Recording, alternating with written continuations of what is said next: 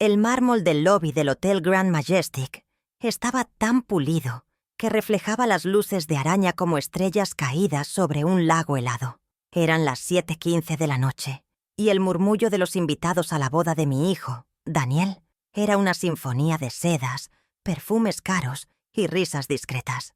Yo me sentía como una nota discordante en esa melodía de opulencia. Sostenía una copa de agua con gas, observando desde la distancia cómo Daniel y su nueva esposa, Sofía, recibían felicitaciones. Él llevaba un reloj de $8,000 que aún estaba pagando a plazos, un detalle que solo yo conocía. En ese momento, un hombre de traje impecable se dirigió hacia mí. Su rostro era una máscara de cortesía profesional que no lograba ocultar la urgencia. Supe de inmediato que la farsa había terminado. Se presentó como Alberto Núñez, el gerente del hotel. En su mano no llevaba una bandeja de canapés, sino una tablet cuya pantalla brillaba con una luz acusadora. La sostuvo de tal manera que yo, y solo yo, pudiera verla. Una factura detallada, una suma con demasiados ceros. Mi corazón, un viejo músculo acostumbrado a las emergencias de una vida como enfermera jefe, dio un vuelco sordo y controlado. No mostré sorpresa, ni miedo, solo asentí lentamente, como si estuviera confirmando un diagnóstico que ya esperaba. «Señora Medina», dijo con voz queda pero firme, «la reserva de las 12 habitaciones está a su nombre. El pago debe realizarse ahora». La forma en que pronunció «ahora» dejó claro que no. Había margen para la negociación. Justo en ese instante, como si fuera una señal ensayada, Daniel se acercó a nosotros, arrastrando a Sofía por el brazo. Su sonrisa era amplia, pero sus ojos se estrecharon al ver al señor Núñez y la tablet. La expresión de Sofía era de pura incomodidad.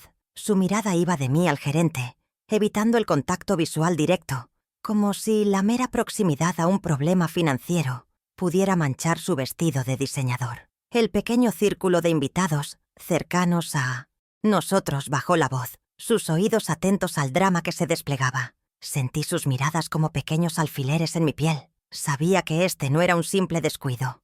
Este era un mensaje, una demostración de poder. Pero, ¿se daban cuenta de a quién estaban desafiando realmente? «Mamá, siempre te haces cargo de estas cosas. No sé por qué armas un escándalo ahora. Es mi boda», dijo Daniel. Su voz no fue un susurro, sino una proclamación, lo suficientemente alta para que la tía abuela y los amigos de la Universidad de Sofía escucharan. Quería pintarme como la anciana problemática, la que arruina el momento perfecto con sus confusiones seniles. Me miró con esa mezcla de impaciencia y superioridad que había perfeccionado con los años, esperando que yo me encogiera, que sacara mi chequera y resolviera su desastre una vez más, como siempre lo había hecho. Pero algo dentro de mí, algo que llevaba dormido 20 años, se había despertado. El calor de la humillación fue reemplazado por un frío, glacial y lúcido. Lo miré directamente a los ojos, ignorando al gerente, a Sofía y a la audiencia improvisada. Mi voz salió más baja que la suya, pero cortó el aire con una precisión quirúrgica.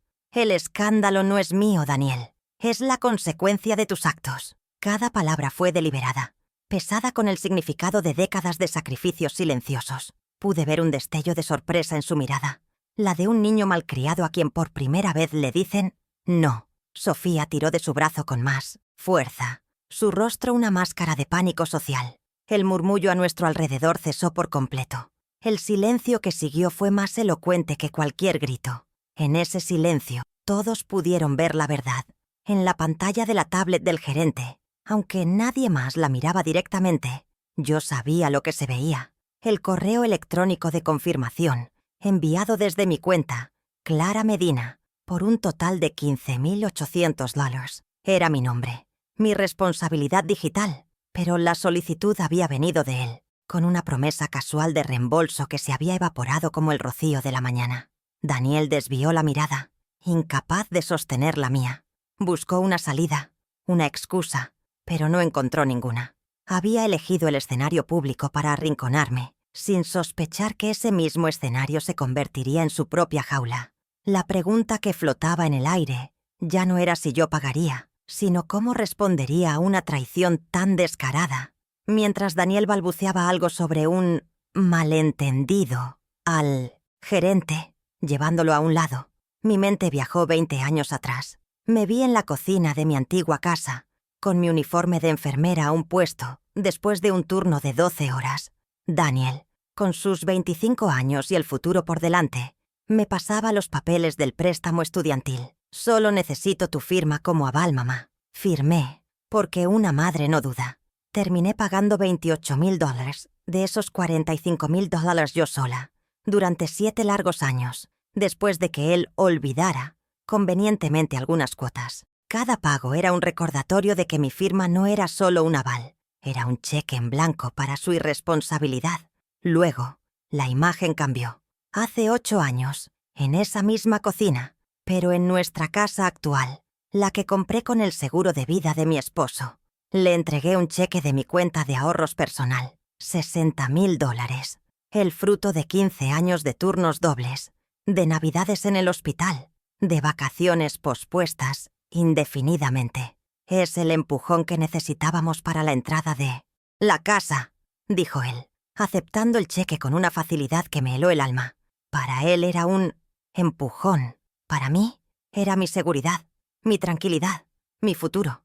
La casa de 220 metros cuadrados en la que él y Sofía vivían ahora, la que exhibían en sus redes sociales, estaba cimentada sobre mis noches de insomnio y mi espalda adolorida, y no se detuvo ahí. Hace apenas un año, la llamada llegó mientras yo podaba mis rosales. Era Daniel, con su tono más encantador.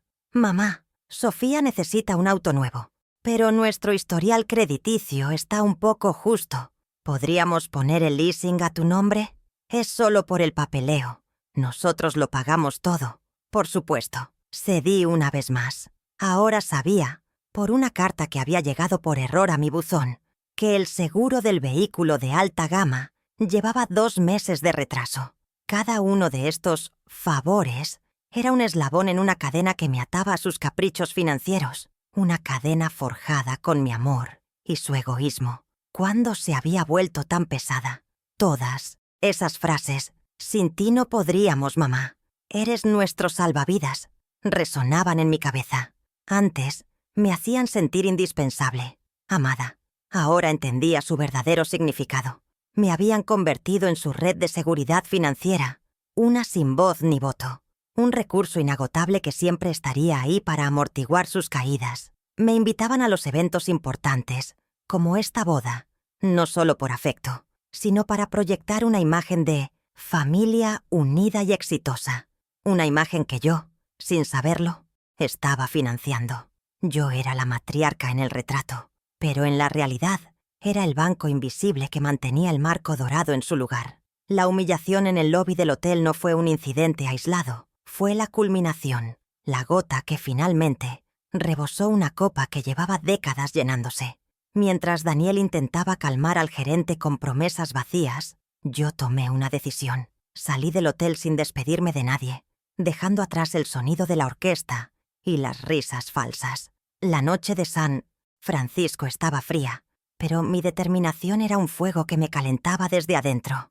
No iba a llorar, no iba a gritar, iba a hacer lo que mejor sabía hacer, lo que había aprendido en 30 años dirigiendo un ala de hospital. Iba a ser metódica, precisa y absolutamente implacable. La guerra no se declararía con gritos, sino con el silencio de una estrategia bien ejecutada. Al día siguiente, el sol entraba por la ventana de mi jardín, pero yo no sentía su calor. Estaba sentada en mi mecedora, inmóvil, cuando mi vecina Laura me encontró. Laura, mi amiga desde que nuestros hijos jugaban juntos en la calle, me miró y no necesitó preguntar qué pasaba. Se sentó a mi lado y simplemente dijo: «Recuerdo a la Clara que dirigía a 50 enfermeras durante una crisis de salud pública sin pestañear. No dejes que ese niño malcriado te haga olvidar quién eres». Sus palabras fueron el ancla que necesitaba. Validaron la fuerza que sentía nacer en mi interior. No era venganza lo que buscaba, era justicia. Era reclamar mi nombre, mi paz y mi futuro. El primer paso era aceptar la nueva realidad. Mi hijo, el hombre de 45 años al que le había dedicado mi vida, me veía como una herramienta, y su esposa, Sofía, de 43, era su cómplice pasiva, disfrutando de los beneficios mientras mantenía una distancia calculada, como si la ignorancia la absolviera de toda responsabilidad. Su pánico a perder el estatus social, a que su fachada de éxito se desmoronara, esa era su mayor debilidad. Y yo, que había construido esa fachada ladrillo a ladrillo, sabía exactamente dónde estaban las grietas. Conocía sus miedos mejor que ellos mismos, porque durante años mi propósito había sido protegerlos de ellos. La tensión se instaló en el aire. Mis llamadas a Daniel iban directamente al buzón de voz. Mis mensajes de WhatsApp mostraban las 2 palomitas azules, leídos pero ignorados. Era una guerra fría, doméstica, librada en el silencio de un teléfono que no sonaba. Querían castigarme con su ausencia, hacerme sentir la soledad para que cediera y volviera al redil, con la chequera en la mano y una disculpa en los labios. No entendían que su silencio no era un castigo para mí, sino un regalo. Me daba tiempo, me daba el espacio que necesitaba para pensar, para planificar, para reunir mis armas sin interrupciones. Cada llamada ignorada afilaba mi resolución. Una semana después, llegó una carta con el membrete del Hotel Grand Majestic. No era una solicitud amable, era un requerimiento de pago formal.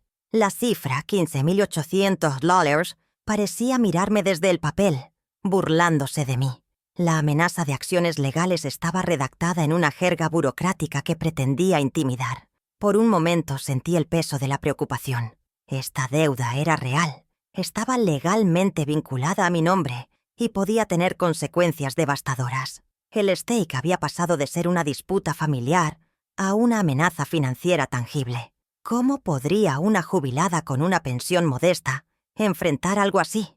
Pero el miedo duró solo un instante, reemplazado por una claridad helada. Fui a mi pequeño estudio, una habitación llena de libros y recuerdos, y saqué la escritura de mi casa. La casa que mi esposo y yo habíamos comprado, la que habíamos llenado de risas y llantos, mi único patrimonio valioso. La miré con una nueva perspectiva. Ya no era solo mi hogar, era un activo vulnerable. Si no pagaba la deuda del hotel, podrían embargar mis cuentas, o peor, poner un gravamen sobre mi casa, mi santuario. El pensamiento de perderlo todo por un capricho de Daniel, por su necesidad de impresionar a gente que ni siquiera le importaba, fue el catalizador final. La batalla ya no era solo por dinero, era por la supervivencia de mi independencia. Entonces, comenzaron las llamadas de la familia.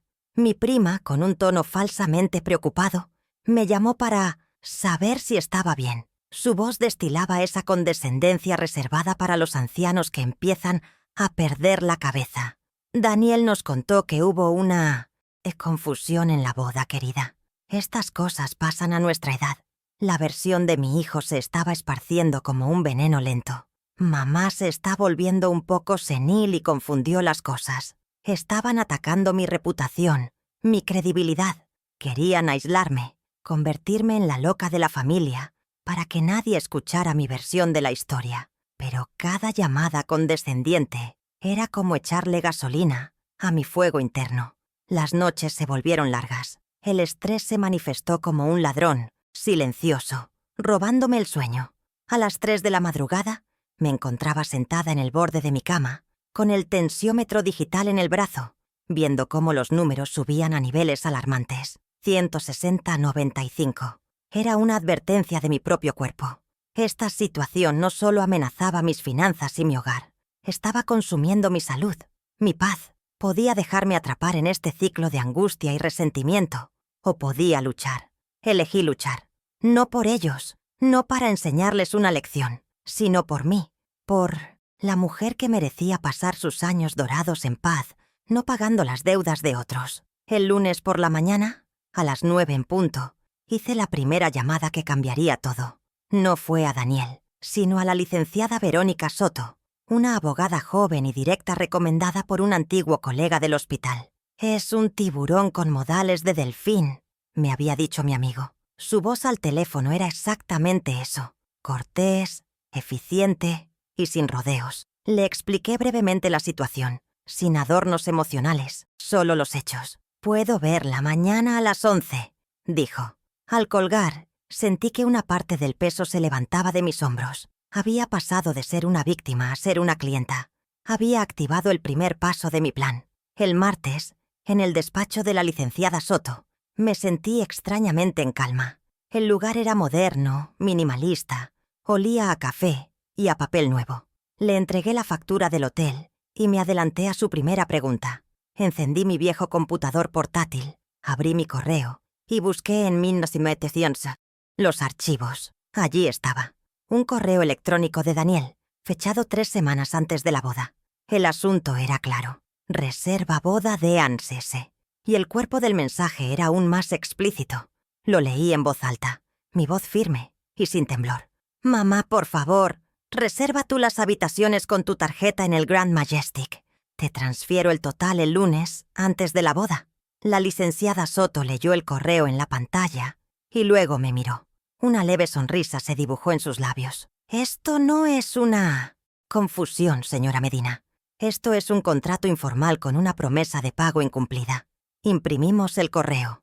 Mientras el papel salía de la impresora, cálido al tacto, lo sentí como mi primera pieza de artillería. Lo subrayé con un bolígrafo rojo. «Te transfiero el total el lunes». La abogada me explicó el plan de acción. No se trataba de ir a un juicio largo y costoso. Se trataba de construir un caso tan sólido, tan irrefutable, que mis oponentes no tuvieran más opción que rendirse. Salí de Azuegemcia, su oficina, con una nueva sensación de poder. No era solo la palabra de una anciana contra la de su carismático hijo. Era evidencia. El miércoles lo dediqué por completo a la arqueología de mi propia vida. Fui a mi sucursal bancaria, la misma donde había sido clienta por 40 años. El gerente me recibió personalmente. Solicité los extractos bancarios certificados del día en que le di a Daniel el dinero para la entrada de su casa. Esperé mientras los imprimían. El papel oficial, con el sello del banco estampado en tinta azul, se sentía pesado en mis manos. Allí estaba, en blanco y negro, una transferencia de $60,000 de mi cuenta a la suya, con el concepto «anticipo casa». Esto no era un recuerdo vago, era una prueba contable, fría e innegable. Mi sacrificio tenía un número, una fecha y un destinatario. Esa tarde, revolví cajas viejas en el ático, cajas llenas de polvo y recuerdos. En una carpeta etiquetada como «documentos legales», encontré algo que había olvidado. Un borrador de 1900, contrato de usufructo que un abogado había preparado para mí hacía 5 años. Era para formalizar el acuerdo sobre el pequeño local comercial que poseo, cuyo alquiler de $1,200 al mes Daniel había estado cobrando como una ayuda. Recuerdo habérselo mostrado, y él lo había desestimado con un gesto. «No necesitamos papeles entre nosotros, mamá. Confiamos el uno en el otro». Ahora entendía por qué. Prefirió la ambigüedad porque le daba poder. El papel amarillento, con los espacios para las firmas, en blanco, era la prueba de su manipulación a largo plazo. El jueves por la tarde, ejecuté la parte más difícil de mi plan. Necesitaba una prueba de su mentalidad actual, de su reconocimiento de la dependencia económica que negaban en público. Puse mi teléfono en altavoz sobre la mesa de la cocina y marqué el número de Sofía. Cuando contestó, le pregunté con la mayor calma que pude reunir sobre el seguro del auto. Su respuesta fue exactamente la que esperaba. Un suspiro de exasperación. «Ay, Clara, Daniel se encargará de eso. Además, con todo lo que ustedes nos han ayudado, un seguro de auto no es nada». No sabía que mi teléfono estaba grabando. Su minimización de mi ayuda, su admisión casual, era la pieza final del rompecabezas. La grabación era corta, apenas 30 segundos, pero era devastadora. El viernes por la tarde, con todas mis pruebas organizadas en una impecable carpeta de color rojo intenso, envié un mensaje de texto a Daniel. Cada palabra fue cuidadosamente elegida. «Necesito que vengan a cenar el domingo a las 8 p.m. Es importante que hablemos en persona para solucionar esto». La calma del mensaje era la carnada perfecta. No había acusaciones, no había enojo, solo una invitación a cenar, una oferta de paz. Sabía que su arrogancia y su creencia de que yo finalmente había entrado en razón los harían aceptar. Su respuesta llegó en menos de 5 minutos. «Ok, mamá, allí estaremos». No sabían que no venían a una cena de reconciliación. Venían a un juicio, y yo era la jueza, el jurado y la fiscal. El domingo llegó con una lentitud exasperante. Pasé el día cocinando su plato favorito, estofado de res, como lo hacía cuando era un niño. El aroma llenaba la casa, una trampa sensorial que evocaba recuerdos de tiempos más felices, de una confianza que aún no se había roto. A las 7 de la tarde, la mesa estaba puesta.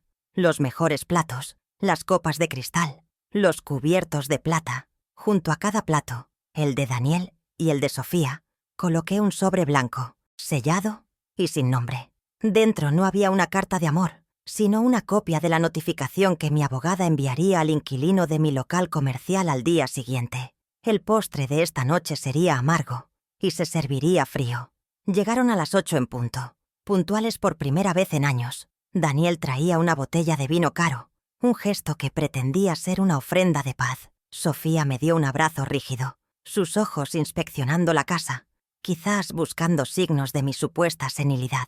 Los hice pasar al comedor. La atmósfera era tensa, cargada de palabras no dichas. Serví la cena, y durante un rato solo se escuchó el tintineo de los cubiertos contra la porcelana. Hablamos de trivialidades, el clima, el trabajo de Daniel, el último viaje de Sofía.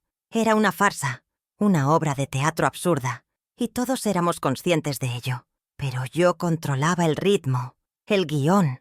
Estaba esperando el momento perfecto. Cuando terminamos el plato principal, me levanté para retirar los platos. Daniel se recostó en su silla, una sonrisa satisfecha en su rostro, creyendo que había ganado, que la normalidad había sido restaurada a su conveniencia. «Estuvo delicioso, mamá, como siempre», dijo. Sofía asintió, ya más relajada. Fue entonces cuando, en lugar de traer el pastel de manzana que esperaban, volví a la mesa y deslicé la carpeta roja hasta el centro. Quedó entre ellos un objeto extraño y ominoso sobre el mantel blanco. «Este es el postre», anuncié con una serenidad que los descolocó por completo. Sus sonrisas se desvanecieron. El verdadero banquete estaba a punto de comenzar. Abrí la carpeta con un movimiento lento y deliberado. Saqué el primer documento, la factura del hotel y la impresión del correo electrónico. Los coloqué frente a Daniel.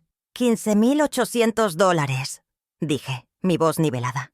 «Y tu promesa por escrito de que me lo pagarías». Daniel lo miró y bufó, intentando recuperar el control. «Mamá, ya te dije que fue un malentendido. No es para tanto». Su intento de minimizar la situación era patético. Pero yo no había terminado. Apenas estaba sirviendo el aperitivo. La audiencia de 2 personas en mi comedor estaba a punto de descubrir que yo tenía un menú completo de verdades indigestas. Luego, saqué la segunda prueba. Los extractos bancarios certificados. Los deslicé hacia Sofía, cuya tez ya había perdido todo su color. $60,000, Sofía. El concepto dice, anticipo casa. Esto no fue un regalo de una madre generosa. Fue una inversión en su futuro. Una que les permitió vivir en una casa de 220 metros cuadrados. Una que nunca reconocieron ni agradecieron. Sofía miró el papel como si fuera una serpiente. Por primera vez, la vi sin su máscara de influencer perfecta. Vi a una mujer asustada, atrapada en una red de mentiras que ella había ayudado a tejer. El silencio en la habitación era tan denso que se podía cortar con un cuchillo. Y hablando de sus finanzas, continué, tomando mi teléfono. Lo coloqué sobre la mesa y presioné play. La voz de Sofía llenó el comedor, nítida y clara. «Ay, Clara, Daniel se encargará de eso. Además, con todo lo que ustedes nos han ayudado, un seguro de auto no es nada». La grabación terminó, pero sus palabras quedaron suspendidas en el aire, una admisión irrefutable de su mentalidad. Miré a mi nuera. «El silencio también es una elección, Sofía. Y el tuyo, durante todos estos años, ha sido muy elocuente. Has disfrutado de los beneficios sin aceptar ninguna responsabilidad». Ella no pudo mirarme. Se quedó mirando su plato vacío, su reflejo distorsionado en la porcelana. Finalmente saqué el último documento, el borrador del contrato de usufructo. Lo dejé sobre la mesa, encima de las otras pruebas. «Este es el acuerdo que nunca quisiste firmar, Daniel. El que te permitía cobrar $1,200 al mes de mi propiedad sin ninguna obligación. Bueno, eso se acabó. Hice una pausa, asegurándome de tener su atención completa. Desde mañana, el alquiler de mi local se depositará directamente en mi cuenta. La licenciada Soto ya ha notificado formalmente al inquilino esta misma tarde. El cambio es irrevocable. La expresión de Daniel pasó de la arrogancia al pánico puro. Había perdido el control, y lo sabía. Fue entonces cuando Daniel explotó. Se puso de pie de un salto, la silla raspando contra el suelo. «Estás tratando de destruir a tu propia familia por dinero», gritó, su rostro enrojecido por la ira. Lo dejé gritar. Esperé a que el eco de su acusación se apagara. Luego, con la misma calma con la que había comenzado, le respondí. «No, Daniel. Estoy tratando de salvar lo que queda de mí. El dinero solo es el idioma que tú entiendes. Es la única forma de que comprendas el valor de lo que te he dado y el precio de lo que me has quitado». Mi voz no flaqueó. Por primera vez en nuestra relación, yo tenía todo el poder. La primera consecuencia fue financiera, y fue inmediata. Deslicé sobre la mesa un acuerdo de pago redactado por mi abogada. Tienen 30 días para transferir los $15.800 a la cuenta del hotel. Y señalé otro documento, es un plan de devolución a 5 años por los $60.000 de la casa. La primera cuota de $1.000 vence el próximo mes. Si se retrasan un solo día, la licenciada Soto iniciará acciones legales por el monto total. No hay negociación. Sus rostros eran un poema de incredulidad y desesperación. El cajero automático de mamá se había cerrado para siempre. La segunda consecuencia fue patrimonial y mucho más simbólica. Extendí mi mano abierta sobre la mesa. «La llave de repuesto de mi casa», dije simplemente. Daniel me miró, confundido. «Quiero que me devuelvan la llave que tienen. Esta casa es mi santuario, no su entrada de servicio para cuando necesitan algo. A partir de ahora, si quieren venir, llamarán primero. Y yo decidiré si puedo o quiero recibirlos». El simple acto de pedir la llave era una declaración de independencia, un muro que estaba construyendo para proteger mi paz. Sofía buscó en su bolso y, con manos temblorosas, colocó la pequeña llave de metal en mi palma. Se sentía como el peso de la libertad. La tercera y última consecuencia redefinió nuestra relación por completo. Los miré a ambos, asegurándome de que entendieran la finalidad de mis palabras. Mi nombre, mi crédito y mi firma ya no están disponibles para sus planes, sus deudas o sus sueños. Cualquier asunto financiero futuro, cualquier emergencia, cualquier cosa que involucre un solo centavo, lo tratarán directamente con la licenciada Soto. Ella es ahora mi administradora. Yo he terminado. La dinámica de poder no solo se había nivelado, se había invertido de forma permanente y absoluta. Yo ya no era su red de seguridad. Era una fortaleza, y las puertas estaban cerradas. Se fueron en silencio, sin probar el postre. Dejaron atrás la botella de vino sin abrir y los sobres sellados sobre la mesa. No hubo más gritos, no hubo disculpas, solo la fría y dura realidad de las consecuencias. Esa noche, dormí profundamente. Por primera vez en semanas, no sentí alegría ni triunfo, solo una profunda sensación de paz, como la calma que sigue a una tormenta devastadora. Había podado las ramas enfermas de mi vida, un proceso doloroso pero necesario para que el resto del árbol pudiera sanar y volver a florecer. Sabía que el camino por delante no sería fácil, pero sería mío. En las semanas que siguieron, establecí nuevos límites, no con palabras, sino con acciones. Las llamadas de Daniel, cuando finalmente llegaron, eran tentativas, inciertas. Las mantuve cortas y al punto. Eran para saludar, no para pedir. Su no se convirtió en una respuesta completa, una frase que no necesitaba justificación ni disculpa. Aprendí que el amor que exige sacrificio sin gratitud no es amor, es una deuda. Y yo, finalmente, había saldado la mía, no con ellos, sino conmigo misma. La casa se sentía más grande, más luminosa, llena de un silencio que ya no era tenso, sino sereno. 3 meses después, estaba sentada en un café al aire, libre con Laura. El sol de la tarde calentaba mi rostro mientras nos reíamos de un recuerdo de nuestra juventud. Me había inscrito en un curso de jardinería botánica en el jardín comunitario. un viejo sueño que siempre había postergado por alguna emergencia familiar. Estaba aprendiendo los nombres en latín de las orquídeas y descubriendo la paciencia que se necesita para ver crecer algo hermoso. Me sentía como una de esas plantas, replantada en tierra fértil después de haber estado en una maceta demasiado pequeña durante demasiado tiempo. Mientras pagaba mi café, mi teléfono vibró. Era un mensaje de mi nieto, el hijo de Daniel y Sofía. «Abuela, ¿puedo ir a visitarte el sábado? Solo para hablar contigo». No pedía dinero. Nopé del mármol del lobby del Hotel Grand Majestic estaba tan pulido que reflejaba las luces de araña como estrellas caídas sobre un lago helado. Eran las 7:15 de la noche, y el murmullo de los invitados a la boda de mi hijo, Daniel, era una sinfonía de sedas, perfumes caros y risas discretas. Yo me sentía como una nota discordante en esa melodía de opulencia. Sostenía una copa de agua con gas, observando desde la distancia cómo Daniel y su nueva esposa, Sofía, recibían felicitaciones. Él llevaba un reloj de $8,000 que, secretamente, sabía que todavía estaba pagando a plazos. Un pequeño detalle que definía al hombre en que se había convertido. En ese momento, un hombre de traje impecable se dirigió hacia mí. Su rostro era una máscara de cortesía profesional que no lograba ocultar la urgencia. Supe de inmediato que la farsa había terminado. Se presentó como Alberto Núñez, el gerente del hotel. En su mano no llevaba una bandeja de canapés, sino una tablet cuya pantalla brillaba con una luz acusadora. La sostuvo de tal manera que yo, y solo yo, pudiera verla.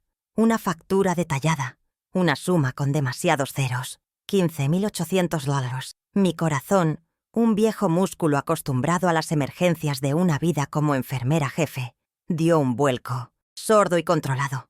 No mostré sorpresa, ni miedo, solo asentí lentamente, como si estuviera confirmando un diagnóstico que ya esperaba. «Señora Medina», dijo con voz queda pero firme, «la reserva de las 12 habitaciones está a su nombre. El pago debe realizarse ahora».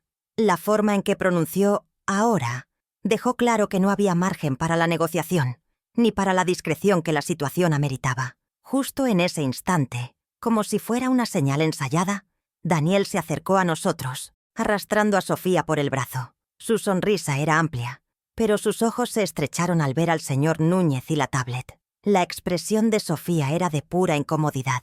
Su mirada iba de mí al gerente, evitando el contacto visual directo, como si la mera proximidad a un problema financiero pudiera manchar su vestido de diseñador. El pequeño círculo de invitados cercanos a nosotros bajó la voz, sus oídos atentos al drama que se desplegaba. Sentí sus miradas como pequeños alfileres en mi piel. Sabía que este no era un simple descuido. Este era un mensaje, una demostración de poder. Pero, ¿se daban cuenta de a quién estaban desafiando realmente? «Mamá, siempre te haces cargo de estas cosas. No sé por qué armas un escándalo ahora. Es mi boda», dijo Daniel. Su voz no fue un susurro, sino una proclamación, lo suficientemente alta para que la tía abuela de Sofía y sus amigos de la universidad escucharan. Quería pintarme como la anciana problemática, la que arruina el momento perfecto con sus confusiones seniles. Me miró con esa mezcla de impaciencia y superioridad que había perfeccionado con los años, esperando que yo me encogiera, que sacara mi chequera y resolviera su desastre una vez más, como siempre lo había hecho. Pero algo dentro de mí, algo que llevaba dormido 20 años, se había despertado. El calor de la humillación fue reemplazado por un frío glacial y lúcido. Lo miré directamente a los ojos, ignorando al gerente, a Sofía y a la audiencia improvisada. Mi voz salió más baja que la suya, pero cortó el aire con una precisión quirúrgica. «El escándalo no es mío, Daniel. Es la consecuencia de tus actos». Cada palabra fue deliberada, pesada con el significado de décadas de sacrificios silenciosos. Pude ver un destello de sorpresa en su mirada, la de un niño malcriado a quien por primera vez le dicen «no». Sofía tiró de su brazo con más fuerza, su rostro una máscara de pánico social. El murmullo a nuestro alrededor cesó por completo. El silencio que siguió fue más elocuente que cualquier grito. En ese silencio, todos pudieron ver la verdad, o al menos la grieta en la fachada perfecta que mi hijo tanto se esforzaba por mantener. En la pantalla de la tablet del gerente, aunque nadie más la miraba directamente, yo sabía lo que se veía. El correo electrónico de confirmación, enviado desde mi cuenta, Clara Medina, por un total de $15.800. Era mi nombre, mi responsabilidad digital, pero la solicitud había venido de él, con una promesa casual de reembolso que se había evaporado como el rocío de la mañana. Daniel desvió la mirada, incapaz de sostener la mía.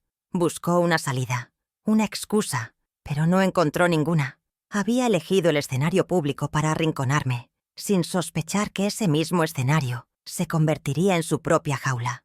La pregunta que flotaba en el aire ya no era si yo pagaría, sino cómo respondería a una traición tan descarada, tan cruelmente ejecutada.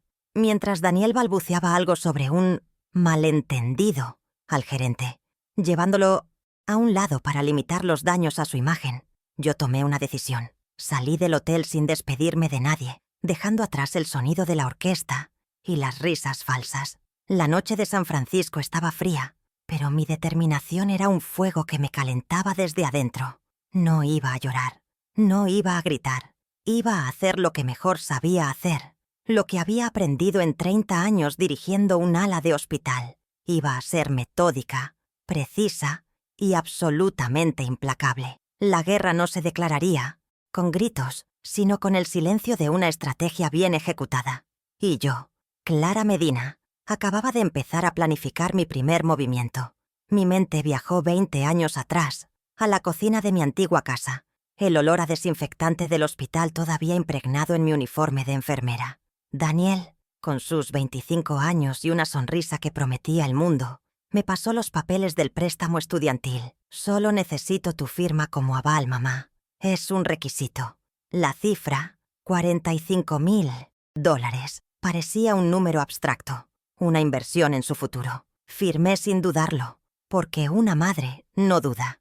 Mi mano, cansada después de un turno de 12 horas, trazó mi nombre en la línea punteada, sellando un pacto que yo creía de amor y apoyo, sin imaginar que estaba firmando mi propia sentencia a 7 años de servidumbre financiera. En ese momento, solo vi a mi hijo, el futuro ejecutivo, no al hombre que me dejaría pagar su deuda.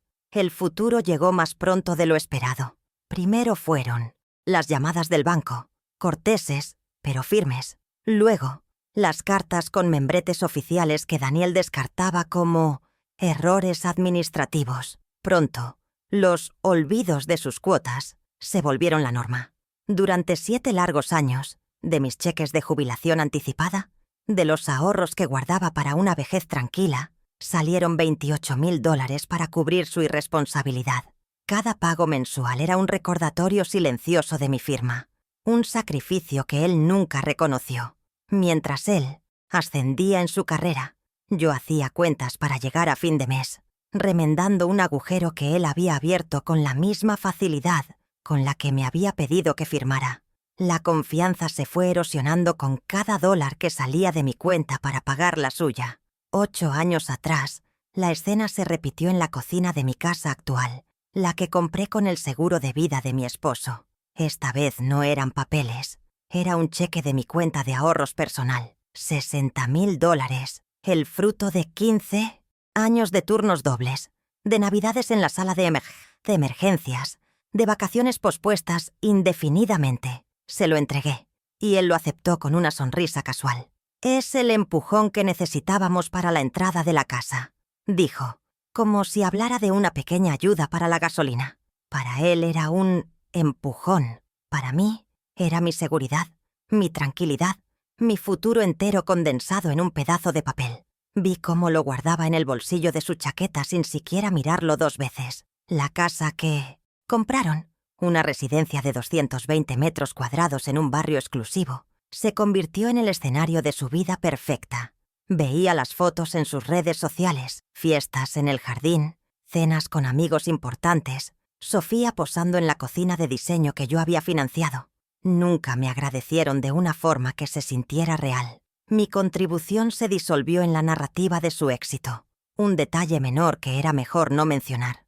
Yo era una invitada ocasional en la casa construida sobre mis noches de insomnio, observando desde un rincón cómo vivían un sueño que yo había pagado con el sudor de mi frente y la ausencia de mi propio descanso. Me sentía más como una inversora anónima que como la matriarca de la familia. La cadena de favores no se detuvo ahí. Hace apenas un año la llamada llegó mientras yo podaba mis rosales, un pequeño placer en mi rutina tranquila.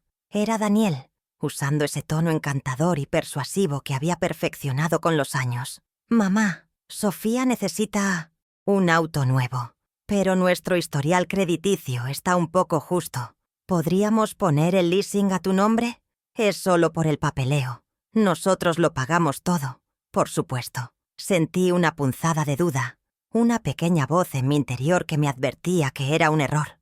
Pero la costumbre, el hábito de ceder, fue más fuerte. Una vez más, mi buen nombre, mi historial crediticio impecable, se convirtió en la solución a sus problemas, un puente para sus caprichos. Esa pequeña duda se convirtió en una certeza amarga cuando, por un error del correo, llegó a mi buzón una notificación de la aseguradora. El seguro del vehículo de alta gama de Sofía llevaba 2 meses de retraso. No era una gran cantidad, pero el impacto fue devastador. No se trataba del dinero, sino de la negligencia, del absoluto desprecio por las consecuencias que sus acciones pudieran tener para mí. Mi nombre, mi reputación financiera, estaba en riesgo por su incapacidad para manejar una responsabilidad tan básica. Comprendí, entonces, que para ellos, yo no era una persona con sus propias preocupaciones y límites, sino un recurso inagotable, una herramienta que se podía usar y guardar hasta la próxima emergencia. Todas esas frases que antes me hacían sentir indispensable y amada, ahora resonaban en mi cabeza con un eco siniestro. Sin ti no podríamos, mamá. Eres nuestro salvavidas, siempre podemos contar contigo.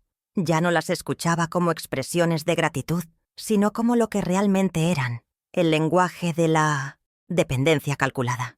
Me habían moldeado cuidadosamente para ser su red de seguridad financiera, una sin voz ni voto, una figura a la que se le podía pedir todo, sin ofrecer nada a cambio, excepto la ilusión de ser necesitada.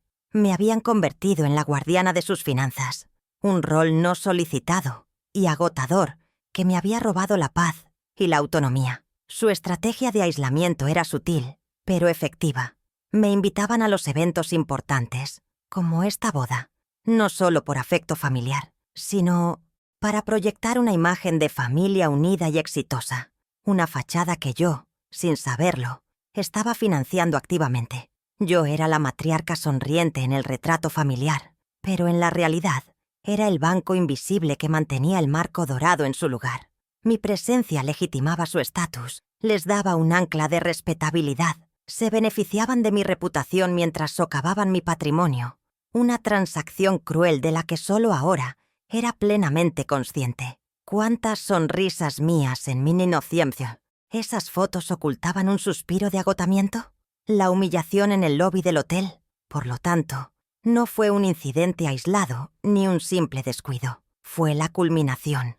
La gota que finalmente rebosó una copa que llevaba décadas, llenándose con préstamos no devueltos, cheques sin agradecimiento y promesas rotas. Cada sacrificio del pasado se alineó detrás de ese momento, dándole un peso insoportable. Mientras Daniel intentaba calmar al gerente con promesas vacías, yo sentí cómo todas esas memorias se solidificaban dentro de mí, no como pena, sino como acero. El amor incondicional se había transformado en una determinación fría. La mujer que había financiado su vida ahora iba a cobrar cada deuda, no en dinero, sino en verdad. El lunes por la mañana, a las 9 en punto, hice la primera llamada que cambiaría todo. No fue a Daniel, sino a la licenciada Verónica Soto, una abogada joven y directa recomendada por un antiguo colega del hospital. «Es un tiburón con modales de delfín», me había dicho mi amigo. Y esa descripción me dio la confianza que necesitaba. Su voz al teléfono era exactamente eso, cortés, eficiente y sin rodeos. Le expliqué brevemente la situación, sin adornos emocionales, solo los hechos fríos y duros que me habían llevado hasta ese punto. «Puedo verla mañana a las 11», dijo. Al colgar, sentí que una parte del peso se levantaba de mis hombros. Había pasado de ser una víctima pasiva a ser una clienta activa. Había activado el primer paso de un plan que aún no tenía forma completa, pero cuyo primer ladrillo acababa de ser colocado con una firmeza inquebrantable. El martes, en el despacho de la licenciada Soto, me sentí extrañamente en calma. El lugar era moderno, minimalista, olía a café recién hecho y a papel nuevo. Le entregué la factura del hotel y me adelanté a su primera pregunta. Encendí mi viejo computador portátil, que tardó un momento en despertar. Abrí mi correo y busqué en los archivos. Allí estaba, un correo electrónico de Daniel, fechado 3 semanas antes de la boda. El asunto era claro y conciso. Reserva boda D&S. Y el cuerpo del mensaje era aún más explícito. Lo leí en voz alta, mi voz firme y sin el más mínimo temblor. «Mamá, por favor, reserva tú las habitaciones con tu tarjeta en el Grand Majestic. Te transfiero el total el lunes antes de la boda». La prueba era tan clara, tan descarada, que el aire en la habitación pareció volverse más denso. La licenciada Soto leyó el correo en la pantalla y luego me miró. Una leve sonrisa de apreciación profesional se dibujó en sus labios. «Esto no es una confusión, señora Medina. Esto es un contrato informal con una promesa de pago incumplida». Imprimimos el correo. Mientras el papel salía de la impresora, cálido al tacto, lo sentí como mi primera pieza de artillería. Con un bolígrafo rojo de su escritorio, subrayé la frase clave. «Te transfiero el total el lunes». La abogada me explicó el plan de acción. No se trataba de ir a un juicio largo y costoso. Se trataba de construir un caso tan sólido, tan irrefutable, que mis oponentes no tuvieran más opción que rendirse. Salí de su oficina con una nueva sensación de poder. No era solo la palabra de una anciana contra la de su carismático hijo, era evidencia. El miércoles lo dediqué por completo a la arqueología de mi propia vida financiera. Fui a mi sucursal bancaria, la misma donde había sido clienta por 40 años, un lugar donde los cajeros todavía me llamaban por mi nombre. El gerente, un hombre al que había visto crecer desde que era un joven empleado, me recibió personalmente en su oficina. Solicité los extractos bancarios certificados del día en que le di a Daniel el dinero para la entrada de su casa. Esperé en un sillón de cuero mientras los imprimían. El papel oficial, con el sello del banco estampado en tinta azul brillante, se sentía pesado en mis manos, como si contuviera el peso de todos esos años de trabajo. Allí estaba, en blanco y negro, una transferencia de $60,000 de mi cuenta a la suya, con el concepto «Anticipo casa». Sostuve el extracto bancario bajo la luz de mi lámpara de lectura esa noche. Esto no era un recuerdo vago ni una queja emocional. Era una prueba contable, fría e innegable. Mi sacrificio tenía un número de transacción, una fecha y un destinatario claro. El documento transformaba un acto de amor maternal en una transacción financiera documentada, un hecho que no podía ser negado ni minimizado, con excusas o manipulaciones emocionales. Cada dígito en esa página era un testimonio silencioso de mis 15 años de turnos dobles, de las vacaciones que nunca tomé. Sentí una punzada de tristeza por la mujer que había dado tanto sin pedir nada, pero esa tristeza fue rápidamente reemplazada por una resolución de acero. Esta prueba no era para herir, era para sanar, para reequilibrar una balanza que había estado inclinada por demasiado tiempo. Esa misma tarde, revolví cajas viejas en el ático, un lugar lleno de polvo y de los fantasmas de una vida pasada. El aire olía a papel viejo y a madera. En una carpeta de cartón etiquetada como «documentos legales», encontré algo que mi memoria casi había enterrado por completo. Un borrador de contrato de usufructo que un abogado había preparado para mí hacía 5 años. Era para formalizar el acuerdo sobre el pequeño local comercial que poseo, cuyo alquiler de $1,200 al mes Daniel había estado cobrando como una ayuda. Recuerdo habérselo mostrado, y él lo había desestimado con un gesto de la mano. «No necesitamos papeles entre nosotros, mamá. Confiamos el uno en el otro». Ahora, al ver el documento, entendía la verdadera razón de su rechazo. El papel amarillento, con los espacios para las firmas ominosamente en blanco, era la prueba de su manipulación a largo plazo. No había rechazado el contrato por confianza, sino porque la ambigüedad Le daba todo el poder. Un acuerdo verbal, especialmente entre madre e hijo, era fácil de ignorar, de reinterpretar a su conveniencia. Un contrato firmado, en cambio, habría creado una obligación, una responsabilidad tangible. Prefirió la comodidad de un ingreso pasivo sin el estorbo de la legalidad.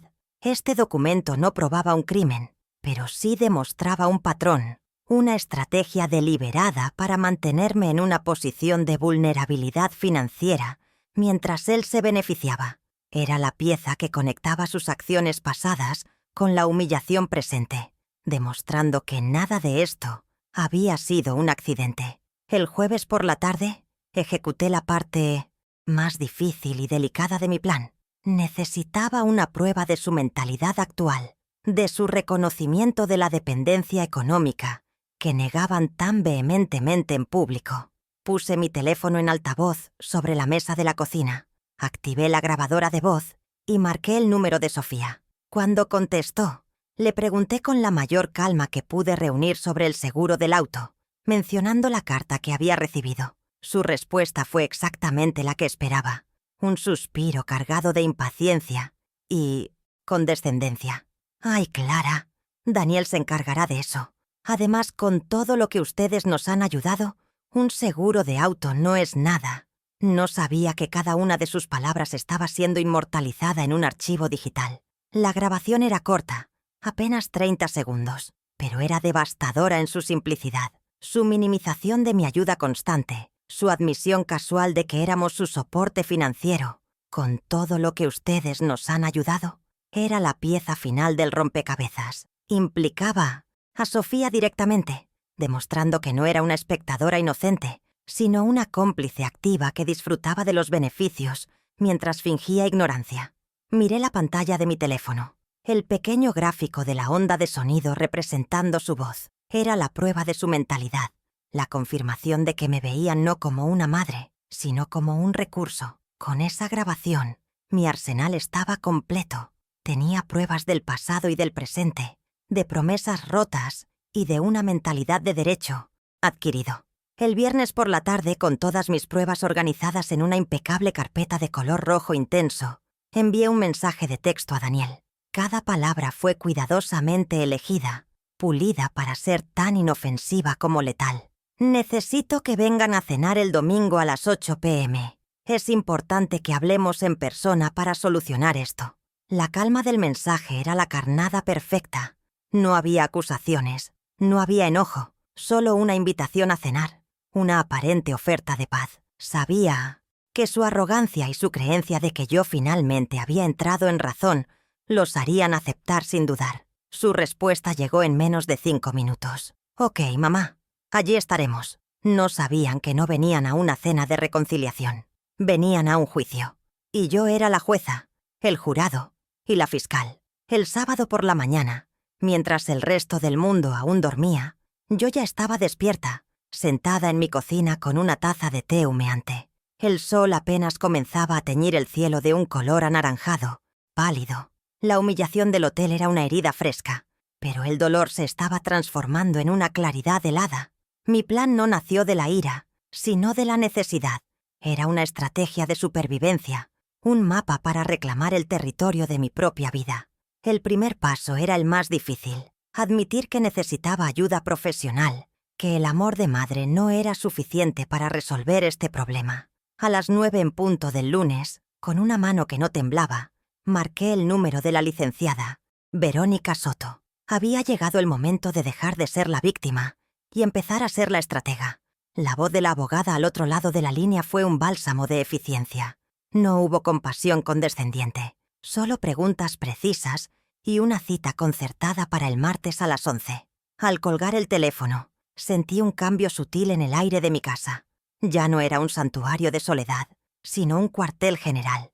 Cada objeto, cada recuerdo, parecía alinearse con mi nueva resolución. Miré el retrato de mi difunto esposo en la repisa. Su sonrisa parecía darme la aprobación que necesitaba. No estaba sola en esto. Llevaba conmigo el legado de su amor y la fuerza de 30 años de gestionar crisis en un hospital.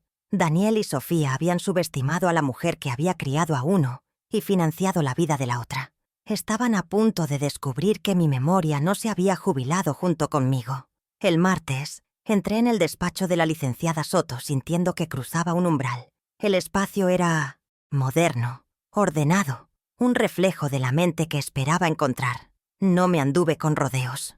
Coloqué sobre su escritorio de cristal una copia de la factura del hotel y abrí mi viejo computador portátil. El correo de Daniel se cargó en la pantalla, sus palabras tan claras como el día en que las escribió. «Mamá, por favor, reserva tú. Te transfiero el total el lunes». La abogada leyó el texto. Luego me miró, y vi en sus ojos no lástima, sino el reconocimiento de una colega. «Señora Medina, esto no. Es un drama familiar. Es un incumplimiento de contrato». Esa frase fue la validación que necesitaba. Mi dolor tenía un nombre legal, y ahora tenía un plan de batalla. La estrategia que la licenciada Soto me trazó era brillante en su simplicidad. No buscaríamos un juicio ruidoso y prolongado que solo alimentaría el chisme familiar. En su lugar, construiríamos un caso tan hermético, tan abrumadoramente documentado, que no les dejaríamos otra opción más que la rendición incondicional. Vamos a presentarles una realidad de la que no puedan escapar con excusas ni manipulación emocional, me explicó, su voz tranquila pero llena de una confianza contagiosa. Salí de su oficina con una carpeta vacía de color rojo intenso bajo el brazo y una lista de tareas. La carpeta era una promesa. Pronto estaría llena de verdades innegables, cada una de ellas un clavo en el ataúd de sus mentiras. La cacería silenciosa había comenzado oficialmente. El miércoles se convirtió en una expedición arqueológica a través de las ruinas de mi confianza. Mi primera parada fue el banco. El gerente, a quien conocía desde que era un joven cajero, me escuchó con atención y procesó mi solicitud sin preguntas innecesarias. Esperé mientras las máquinas imprimían los extractos bancarios certificados de hacía 8 años. Cuando me los entregó, el papel oficial, con su sello de tinta azul, se sentía pesado en mis manos. Era el peso de $60,000, el peso de mis ahorros de toda una vida. En el concepto de la transferencia, las palabras «anticipo casa» brillaban como una acusación silenciosa. Esto no era un recuerdo borroso, era un hecho contable, una prueba irrefutable de un sacrificio que ellos habían decidido olvidar convenientemente. Esa misma tarde, subí al ático. El aire estaba cargado del olor a polvo y a tiempo detenido. Dentro de una caja de cartón etiquetada como «documentos legales», encontré un fantasma de papel, el borrador del contrato de usufructo que Daniel se había negado a firmar 5 años atrás. Lo recordaba perfectamente desestimándolo con un gesto de la mano. «No necesitamos papeles entre nosotros, mamá». Al sostener el documento amarillento, con sus líneas de firma vacías, comprendí su verdadera motivación. No era confianza, era una estrategia deliberada. La ambigüedad le otorgaba poder, le permitía disfrutar de los beneficios de mi propiedad sin ninguna de las responsabilidades. Este papel no probaba un delito, pero sí revelaba un patrón, una larga historia de manipulación calculada. El jueves a las 4 de la tarde llegó el momento de ejecutar la parte más delicada del plan. Necesitaba una prueba de su mentalidad actual, una que viniera directamente de la boca de Sofía. Coloqué mi teléfono sobre la mesa de la cocina. Activé la grabadora de voz y marqué su número. Mi corazón latía con fuerza, pero mi voz, cuando ella contestó, era la encarnación de la calma. Le pregunté sobre el seguro del auto, mencionando la carta que había llegado por error. La respuesta de Sofía fue un regalo envenenado, una mezcla de exasperación y condescendencia que superó mis expectativas. Cada palabra que pronunció fue una pala con la que cavó su propia fosa, sin saber que yo sostenía el micrófono que lo grababa todo. «Ay, Clara, Daniel se encargará de eso. Además, con todo lo que ustedes nos han ayudado, un seguro de auto no es nada».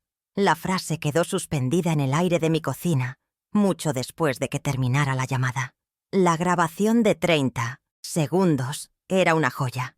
Contenía todo: el reconocimiento de mi ayuda financiera continua, la minimización de sus responsabilidades y la prueba irrefutable de que Sofía no era una espectadora inocente, sino una cómplice activa en este sistema de explotación. Guardé el archivo de audio con un nombre discreto. Mi carpeta roja ya no solo contenía pruebas del pasado, sino una instantánea de su arrogancia presente. Tenía todas las armas que necesitaba. Ahora solo faltaba elegir el campo de batalla. Viernes por la tarde, me senté a redactar el mensaje de texto que sería la invitación a su propia rendición de cuentas. Cada palabra fue sopesada, cada coma colocada con intención. Debía sonar como una bandera blanca, una súplica de una madre anciana que finalmente cedía a la presión. Necesito que vengan a cenar el domingo a las 8 p.m. Es importante que hablemos en persona para solucionar esto. La frase «solucionar esto» era la clave, la carnada perfecta para su ego. Ellos la interpretarían como mi disposición a pagar, a volver al redil. Envié el mensaje y esperé, observando el cursor parpadeante. El silencio que siguió fue el más tenso de mi vida. La segunda fase de mi plan dependía de su arrogancia. La respuesta llegó en menos de 5 minutos. Una vibración en la mesa que me sobresaltó. «Ok, mamá, allí estaremos». Leí las palabras una y otra vez. Tan simples, tan seguras de sí mismas. No hubo preguntas, no hubo sospechas. Habían mordido el anzuelo con una confianza ciega, convencidos de que su madre siempre sería su red de seguridad. Sentí una fría oleada de satisfacción. El campo de batalla estaba decidido. Sería mi comedor, un lugar que asociaban con comodidad y concesiones. No sabían que la próxima vez que se sentaran a mi mesa, no serían recibidos como hijos, sino como acusados en un juicio que ellos mismos habían provocado. La cena del domingo no sería una reconciliación, sería una sentencia. El domingo transcurrió en una calma surrealista, mientras el Sientostiert, estofado de res, el plato favorito de la infancia de Daniel, se cocinaba a fuego lento. El aroma llenaba la casa de recuerdos agridulces. Preparé la mesa con la mejor vajilla, los cubiertos de plata y las copas de cristal. Era una puesta en escena perfecta de normalidad y afecto familiar. Pero sobre el aparador, junto a la sopera, descansaba la carpeta roja, un punto de color violento en la serena decoración. A las 7 de la tarde realicé el último acto de preparación. Coloqué 2 sobres, blancos y sellados sobre la mesa, uno junto al plato de Daniel y otro junto al de Sofía. No contenían una carta, sino el preludio de su nueva realidad. Mañana, todo cambiaría para siempre. Mientras esperaba su llegada, repasé mentalmente la secuencia de eventos. Cada prueba estaba ordenada en la carpeta, de la menos a la más impactante. Cada consecuencia estaba claramente definida en mi mente.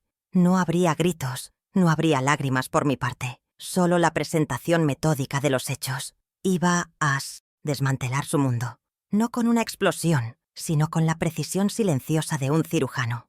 El timbre sonó a las 8 en punto, puntual como nunca. Respiré hondo, alisando mi vestido.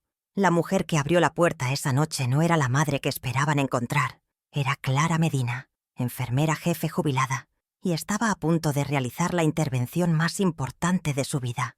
La farsa estaba por terminar. El sábado transcurrió en un silencio denso y expectante. Cada crujido de la casa, cada sombra que se alargaba en el jardín, parecía amplificar la tensión de la espera.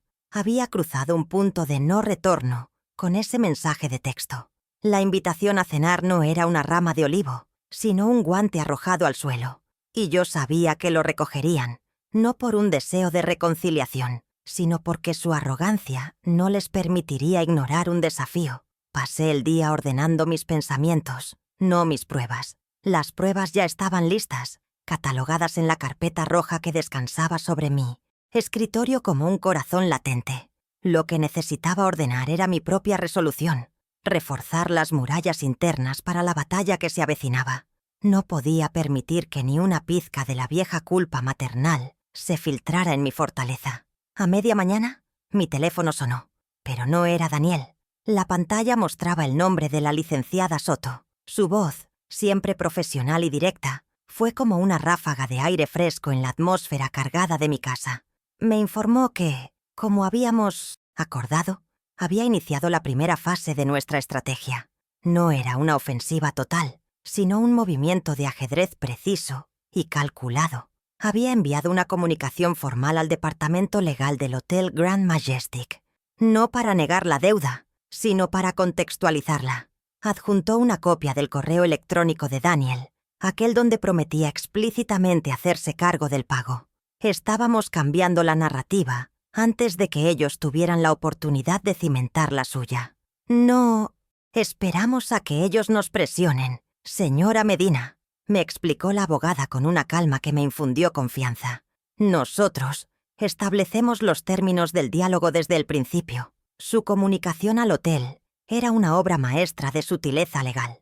Dejaba claro que yo no estaba evadiendo mi responsabilidad nominal, pero que existía un tercero, Daniel Medina, cuya promesa de pago constituía un acuerdo vinculante que el hotel debía considerar antes de iniciar cualquier acción en mi contra. Por primera vez, la deuda de 15.800 liors no era solo mi problema. Acabábamos de colocarla oficialmente en el tejado de Daniel, con un foco legal apuntando directamente hacia él. Era una pequeña grieta en su armadura de impunidad, pero la licenciada Soto no se había detenido ahí. Su segundo movimiento fue aún más audaz. Había enviado una notificación formal, un correo electrónico con acuse de recibo, directamente a la dirección de trabajo de Daniel. El asunto era neutro. Notificación previa sobre él. Asunto del Hotel Grand Majestic. En el cuerpo del correo, le informaba cortésmente que su bufete me representaba y que cualquier comunicación futura sobre esa deuda debía dirigirse a ellos. Era una advertencia velada, una forma de decirle que el juego había cambiado de un asunto familiar a uno legal. Al enviarlo a su correo corporativo, la amenaza se expandía sutilmente a su esfera profesional. ¿Cuánto tiempo pasaría antes de que su teléfono sonara en mi casa? La llamada llegó a las 4:10 la tarde. El identificador de llamadas confirmó mis sospechas. Dejé que sonara 3 veces, respirando hondo con cada timbre. No era la madre ansiosa esperando la llamada de su hijo. Era una estratega esperando la reacción predecible de su oponente. Finalmente deslicé el dedo por la pantalla y respondí con un simple y sereno «¿Hola?». El silencio al otro lado duró apenas un segundo antes de que la furia de Daniel estallara a través del auricular, cruda y sin filtros. No hubo saludo, no hubo preámbulos, solo la acusación directa, cargada de pánico y de una indignación que solo los culpables pueden fingir tan bien. El animal herido en su orgullo finalmente había reaccionado a la trampa. «¿Qué demonios has hecho, mamá?», gritó, su voz distorsionada por la rabia. «Me ha llegado un correo de una abogada a mi trabajo. ¿Estás tratando de arruinarme? Por una estúpida factura de hotel». Escuché su diatriba sin interrumpir, dejando que vaciara su cargador de acusaciones. Cada palabra era una confirmación de que habíamos dado en el blanco. No le preocupaba mi bienestar ni la deuda en sí. Le aterrorizaba la exposición, la mancha en su reputación impecable, la posibilidad de que sus colegas o sus jefes se enteraran de sus miserias financieras. Su pánico a perder el estatus era, como había sospechado, su talón de Aquiles, y yo acababa de demostrar que sabía exactamente dónde y cómo presionar. Cuando finalmente hizo una pausa para respirar, mi respuesta fue tan tranquila que debió sonarle como un grito en medio de su tormenta. «No estoy tratando de arruinarte, Daniel. Estoy tratando de comunicarme contigo. Te negaste a responder mis llamadas y mis mensajes. La abogada simplemente abrió un canal de comunicación formal, ya que tú habías cerrado todos los demás. Usé la lógica de la administración hospitalaria. Si un protocolo falla, se implementa otro. Le devolví la responsabilidad de la situación con una precisión quirúrgica. No era mi agresión, era la consecuencia directa de su evasión. El silencio que siguió a mis palabras fue más revelador que su explosión inicial. Lo había desarmado, no con un ataque, sino con la verdad. Intentó recuperar el control, cambiando de táctica. Su voz bajó de un grito a un gruñido amenazador. «Pues olvida la cena del domingo. No hay nada de qué hablar. Arréglalo con tu abogada». Era su último intento de castigarme, de retirarme su presencia como si fuera un privilegio. Pero la dinámica de poder ya se había invertido. «Al contrario, Daniel», respondí, mi voz firme como una roca. «Ahora hay más que nunca de qué hablar. La cena sigue en pie. Es tu oportunidad de resolver esto como una familia Antes de que se resuelva de otra manera, te espero a ti y a Sofía mañana a las 8. No era una pregunta, era una orden. Le estaba dando una última salida digna, y ambos sabíamos que no podía permitirse el lujo de rechazarla. Hubo una larga pausa. Podía oír su respiración agitada al otro lado de la línea. Estaba atrapado. Si no venía, confirmaría su culpabilidad y dejaría el asunto enteramente en manos de los abogados, con consecuencias impredecibles para su reputación. Si venía, tendría que enfrentarse a mí en mi territorio, bajo mis términos. «Está bien», dijo finalmente, la palabra arrancada de sus labios como una confesión. Colgó sin despedirse. Sostuve el teléfono en mi mano por un momento. El plástico aún tibio. No sentí euforia, ni el amargo sabor de la venganza. Sentí el frío y satisfactorio clic de una pieza encajando en su lugar. Había ganado la primera batalla.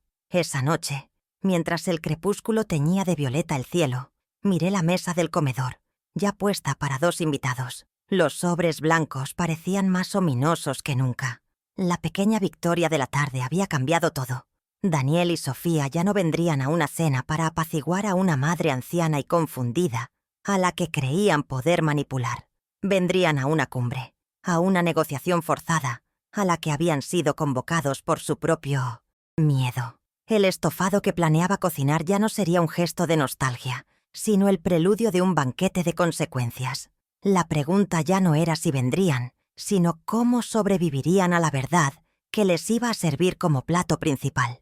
Llegaron a las 8 en punto, puntuales por primera vez en años. Daniel traía una botella de vino caro, un gesto que pretendía ser una ofrenda de paz, una forma de borrar la tensión con un barniz de normalidad. Sofía me dio un abrazo rígido, sus ojos inspeccionando la casa, quizás buscando signos de mi supuesta senilidad o de la tormenta que sabían se avecinaba. Los hice pasar al comedor. La atmósfera era densa, cargada de palabras no dichas. Serví el estofado de res, su favorito de la infancia, y durante un rato solo se escuchó el tintineo de los cubiertos contra la porcelana. Hablamos de trivialidades, el clima, el trabajo de Daniel, el último viaje de Sofía. Era una farsa, una obra de teatro absurda, y todos éramos conscientes de ello. Pero yo controlaba el ritmo, el guión. Estaba esperando el momento perfecto para levantar el telón. Cuando terminamos el plato principal, me levanté para retirar los platos. Daniel se recostó en su silla, una sonrisa satisfecha en su rostro, creyendo que había ganado, que la normalidad había sido restaurada a su conveniencia. «Estuvo delicioso, mamá, como siempre», dijo, su voz con un matiz de alivio. Sofía asintió, visiblemente más relajada. Fue entonces cuando, en lugar de traer el pastel de manzana que esperaban, volví a la mesa y deslicé la carpeta roja hasta el centro. Quedó entre ellos un objeto extraño y ominoso sobre el mantel blanco de lino. «Este es el postre», anuncié con una serenidad que los descolocó por completo. Sus sonrisas se desvanecieron instantáneamente. El verdadero banquete, el que yo había estado preparando toda la semana, estaba a punto de comenzar. Abrí la carpeta con un movimiento lento y deliberado. Saqué el primer documento, la factura del hotel por $15,800 y, grapada a ella, la impresión del correo electrónico. Los coloqué frente a Daniel. $15,800, dije, mi voz nivelada, sin una pizca de emoción. «Y aquí», señalé la línea subrayada en rojo, «tu promesa por escrito de que me lo pagarías el lunes, antes de la boda». Daniel lo miró y bufó, un sonido de desdén que no lograba ocultar el nerviosismo en sus ojos. «Mamá, ya te dije que fue un malentendido. No es para tanto. Lo habríamos arreglado». Su intento de minimizar la situación era patético, una defensa débil ante una prueba irrefutable. Pero yo no había terminado. Apenas estaba sirviendo el aperitivo de esta amarga cena. Ignorando su interrupción, saqué la segunda prueba, los extractos bancarios certificados. Los deslicé suavemente sobre el mantel, hasta que quedaron frente a Sofía, cuya tez ya había perdido todo su color. $60,000, Sofía, dije, mirándola directamente a los ojos. El concepto dice: anticipo casa. Esto no fue un regalo de una madre generosa. Fue una inversión en su futuro, una que les permitió vivir en una casa de 220 metros cuadrados, una que nunca reconocieron ni agradecieron. Sofía miró el papel con el sello azul del banco como si fuera una serpiente. Por primera vez, la vi sin su máscara de influencer perfecta. Vi a una mujer asustada, atrapada en una red de mentiras que ella había ayudado a tejer con su silencio cómplice. Y hablando de sus finanzas, continué, tomando mi teléfono. Lo coloqué sobre la mesa y presioné play. La voz de Sofía llenó el comedor, nítida y clara, casi fantasmal en el denso silencio. «Ay, Clara, Daniel se encargará de eso. Además, con todo lo que ustedes nos han ayudado, un seguro de auto no es nada». La grabación terminó, pero sus palabras quedaron suspendidas en el aire, una admisión irrefutable de su mentalidad. Miré a mi nuera. «El silencio también es una elección, Sofía. Y el tuyo, durante todos estos años, ha sido muy elocuente. Has disfrutado de los beneficios sin aceptar ninguna responsabilidad». Ella no pudo mirarme. Se quedó mirando su plato vacío, su reflejo distorsionado en la porcelana brillante. Fue entonces cuando Daniel explotó. Se puso de pie de un salto, la silla de roble raspando violentamente contra el suelo de madera. Su rostro estaba enrojecido por una ira que nacía del pánico. «¿Qué es esto? ¡Un juicio! Estás tratando de destruir a tu propia familia por dinero», gritó, su voz resonando en la habitación. Lo dejé gritar. Esperé a que el eco de su acusación se apagara, a que la vibración de su furia se asentara en el polvo de la habitación. No me moví, no parpadeé. Sostuve su mirada furiosa con una calma que parecía enfurecerlo aún más. Dejé que su arrebato demostrara mi punto mejor que cualquier documento. Él era el niño atrapado, y yo era la adulta que finalmente le ponía límites. Cuando el silencio regresó, más pesado que antes, le respondí. Mi voz no se alzó. Al contrario, bajó, volviéndose más cortante y precisa. «No, Daniel. Estoy tratando de salvar lo que queda de mí. El dinero solo es el idioma que tú entiendes. Es la única forma de que comprendas el valor real de lo que te he dado durante 45 años y el precio de lo que me has quitado en los últimos 20. Cada palabra fue un golpe medido. Pude ver cómo su ira se desinflaba, reemplazada por la cruda comprensión de que había perdido el control, de que sus tácticas habituales de intimidación y culpa ya no funcionaban. Se desplomó de nuevo en su silla, un hombre derrotado en su propio campo de batalla. Con la atmósfera ahora helada, saqué el último documento, el borrador del contrato de usufructo.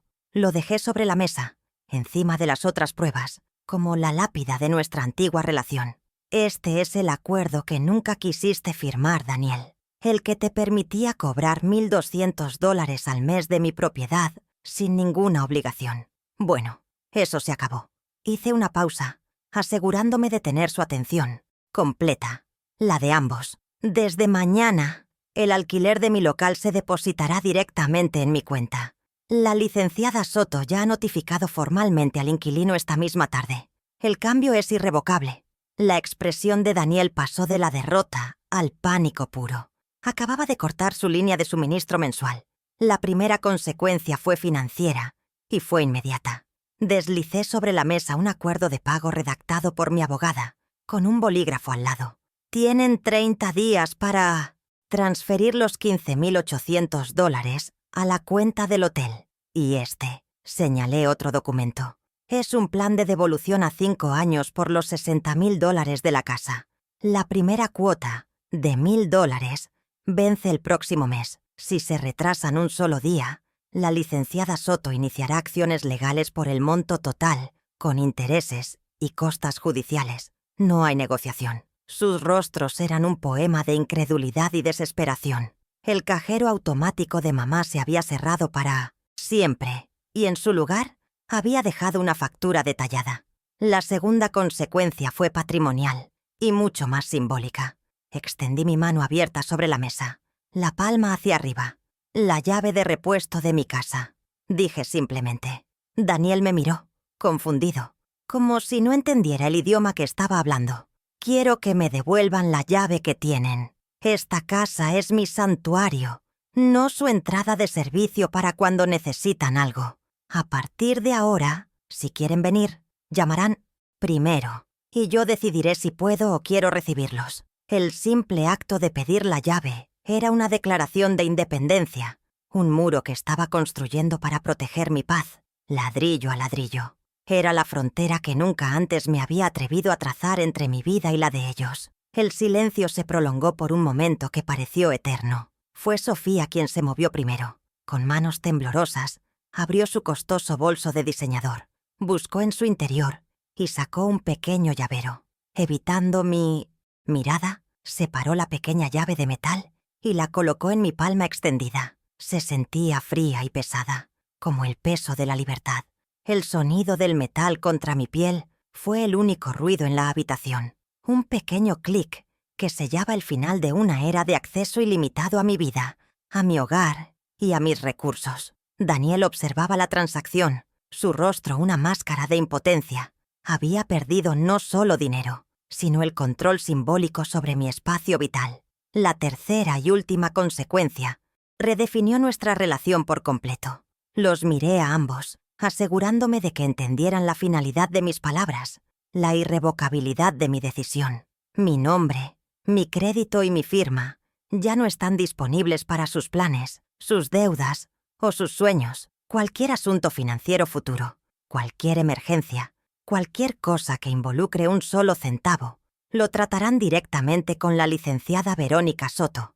Ella es ahora mi administradora y mi cortafuegos. Yo he terminado.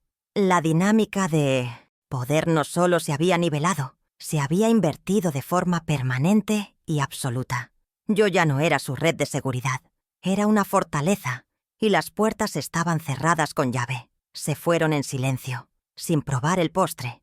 Dejaron atrás la botella de vino sin abrir, y los sobres sellados sobre la mesa, intactos. No hubo más gritos, no hubo disculpas, ni siquiera una mirada de despedida, solo la fría y dura realidad de las consecuencias que ahora pesaban sobre ellos. Observé desde la ventana cómo su auto de lujo, cuyo seguro aún estaba a mi nombre, se alejaba por la calle oscura, llevándose consigo los fantasmas de la obligación y la culpa. No sentí alegría ni triunfo, solo una profunda y agotadora sensación de paz, como la calma que sigue a una tormenta devastadora que ha arrasado con todo lo que no estaba firmemente arraigado. Esa noche, por primera vez en semanas, dormí profundamente.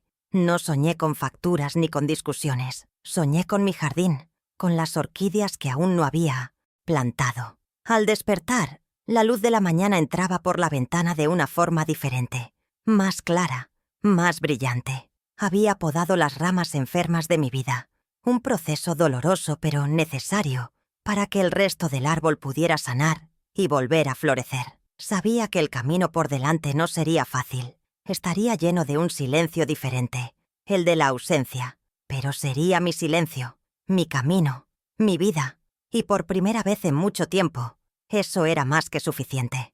La deuda, por fin, estaba saldada. En las semanas que siguieron, establecí nuevos límites, no con palabras, sino con acciones. Las llamadas de Daniel, cuando finalmente llegaron, eran tentativas, inciertas, como las de un extraño que no sabe cómo iniciar una conversación. Las mantuve cortas y al punto. Eran para saludar, no para pedir. Aprendí que la palabra no es una respuesta completa, una frase que no necesita justificación ni disculpa.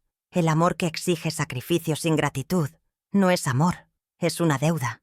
Y yo, finalmente, había saldado la mía, no con ellos, sino conmigo misma. La casa se sentía más grande, más luminosa, llena de un silencio que ya no era tenso, sino sereno, el sonido de mi propia paz recuperada.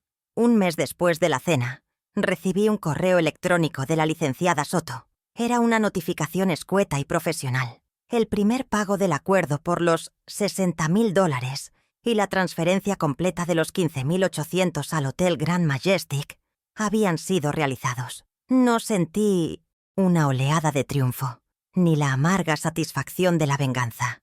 Lo que sentí fue el clic silencioso de una balanza que finalmente se nivelaba. Los números en la pantalla no representaban dinero, representaban el primer acto de responsabilidad que había visto en mi hijo en 20 años. Era la prueba tangible de que mi estrategia había funcionado.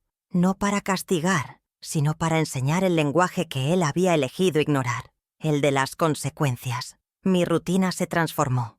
Desempolvé un viejo sueño que había quedado sepultado bajo capas de obligaciones familiares y me inscribí en un curso de jardinería botánica en el jardín comunitario.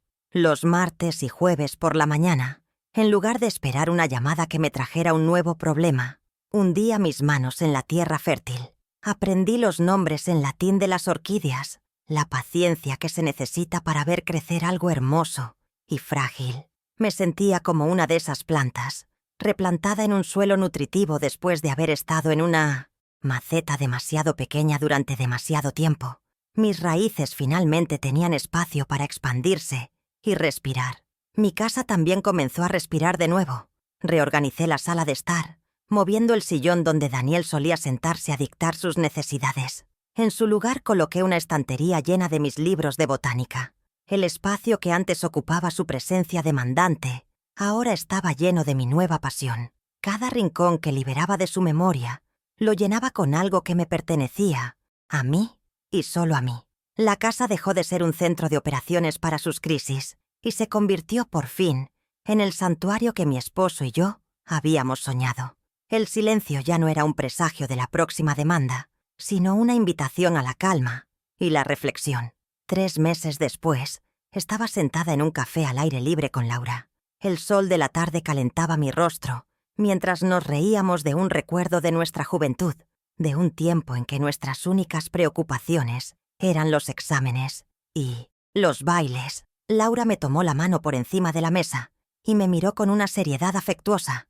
«Te ves como te veías antes de que el mundo te convenciera de que debías encogerte para caber en la vida de los demás», me dijo. Sus palabras fueron el espejo que necesitaba.